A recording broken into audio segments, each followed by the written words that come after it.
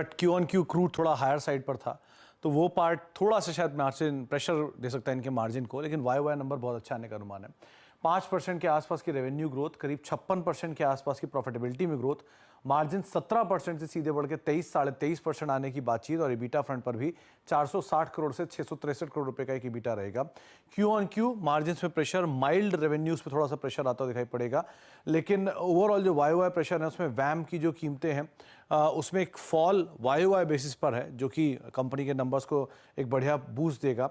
इसके अलावा real estate में अभी आप पढ़ भी रहे थे नीचे कहीं कि रियल स्टेट सेक्टर अपने ऑल टाइम हाई पर है, डिमांड बहुत स्ट्रांग है, और जैसे जैसे रियल स्टेट की डिमांड स्ट्रांग होती है पीडीलाइट के लिए भी बड़ा टेलविंड मिलता है इस सेक्टर से, तो ये भी एक कंपनी के लिए अच्छा ट्रिगर है।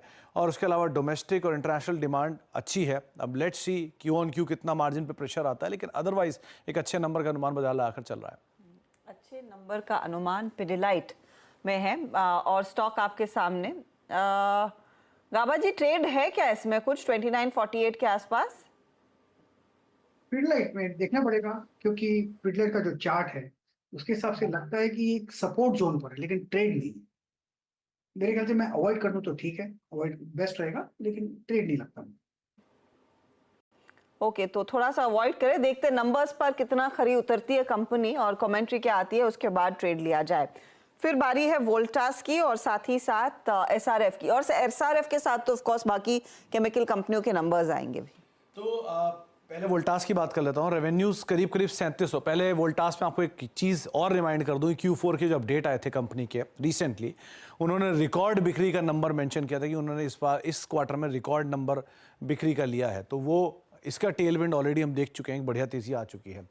सो रेवेन्यूज करीब 3750 करोड़ रुपए, मुनाफा करीब 171 करोड़ रुपए, 19% के आसपास की बढ़त का अनुमान है।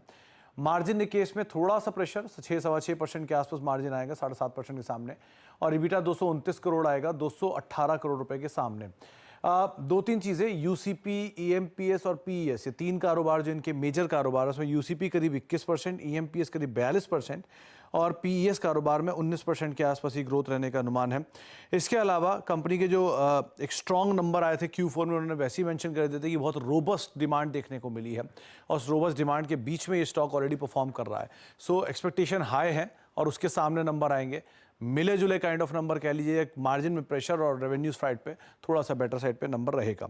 ऑन द कॉन्ट्री, अब एसआरएफ के नंबर्स की बात की जाए तो एसआरएफ के केस में फ्लैट सेल्स है, करीब करीब 3774 करोड़ रुपए की सेल्स है। ईबीटा में प्रेशर है वाई वाई बेसिस पर, आप और मुनाफे में भी प्रेशर दिखेगा आपको, 562 करोड़ से 416 करोड़, मार्जिन भी 24% से घट के 21% आने का अनुमान है। ये वाई वाई है। क्यू ऑन क्यू बेसिस पे एक पूरे केमिकल साइकिल में स्टेबलाइजेशन और अपटिक के साइन आने शुरू हो चुके हैं, तो एक अच्छे नंबर की उम्मीद आप क्यू ऑन क्यू बेसिस पे लगाएंगे। वाई वाई जो मार्जिन 24 से घट के 21 आ रहे थे, क्यू ऑन क्यू वही मार्जिन 18 से बढ़ के 21 होंगे। So Q on Q number strong आएंगे, वाई वाई नंबर थोड़े से वीक रहेंगे। इनके केमिकल सेगमेंट के जो मार्जिन, एबिट मार्जिन जो थे वो 35% के आसपास थे, और अब की बार भी शायद थोड़े से बेटर साइड पे देखने को मिल सकते हैं। और ओवरऑल जो नंबर्स हैं उनमें सीजनली है, क्योंकि एक स्ट्रॉन्ग क्वार्टर साइड पे आप इसे मान के चलिए, तो एक ये मान के चलें कि लास्ट क्वार्टर के सामने बढ़िया क्वार्टर आएगा, लेकिन लास्ट ईयर के सामने थोड़ा कमज़ोर क्वार्टर देखने को मिल सकता है। ओके, तो ये बात हुई एसआरएफ और साथ ही साथ